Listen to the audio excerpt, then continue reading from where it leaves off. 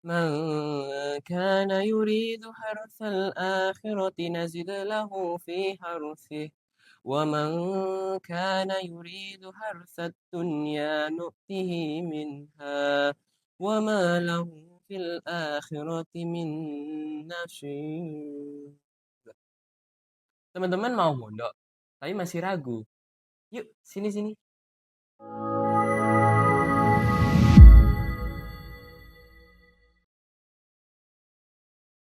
Oke nih teman-teman, sebelum kita masuk lebih dalam, kenapa sih selain mencari ilmu dunia kita juga harus mencari ilmu akhirat?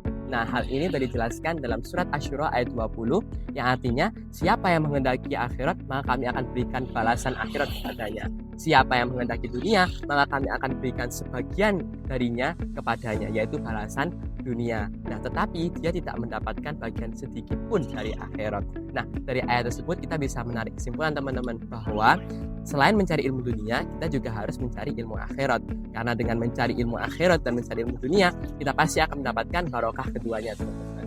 Nah, pernah nggak sih teman-teman kebayang kalau kita beli sapi itu pasti dapat tamparnya? Nah, kalau kita balik, kita beli tamparnya doang, belum tentu kita dapat sapinya. Nah, ini sama halnya dengan kita harus mencari akhirat supaya kita mendapatkan dunianya, teman-teman. Perkenalkan, nama saya Arfana Syibyanka, akrab dipanggil Arfa. Saat ini saya sedang duduk di bangku kelas 3 SMA Negeri 1 Sidoarjo. Dan saat ini saya memasuki tahun ketiga di PDKM Al-Izza.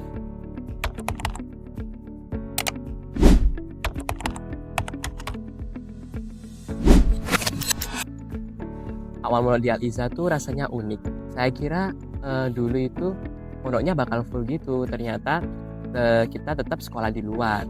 Jadi selain kita dapat pelajaran agama dari pondok, kita juga tetap dapat pelajaran formal seperti biasa.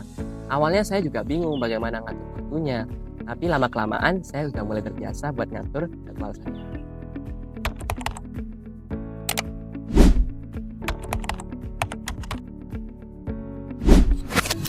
Jujur pernah. Awal-awal dulu waktu baru masuk pondok itu, saya tuh masih merasa kesulitan bagi waktu antara sekolah, kegiatan pondok, dan juga les. Saya sendiri bersekolah di SMA Negeri 1 Sidoarjo, yang dimana kegiatannya itu agak padat. Dan juga saya juga mengikuti organisasi. Di luar itu, saya juga masih mengambil les. Nah, awalnya tuh ngerasa capek banget, karena masih belum ngerti gimana caranya time management. Nah, lama-kelamaan saya jadi nemuin ritmenya, saya bisa ngatur waktu saya, gimana caranya supaya dua-duanya jalan. Dan alhamdulillah sekarang sudah berhasil dua-duanya antara sekolah, kegiatan pondok, dan les juga saya sudah terjalan dengan sempurna.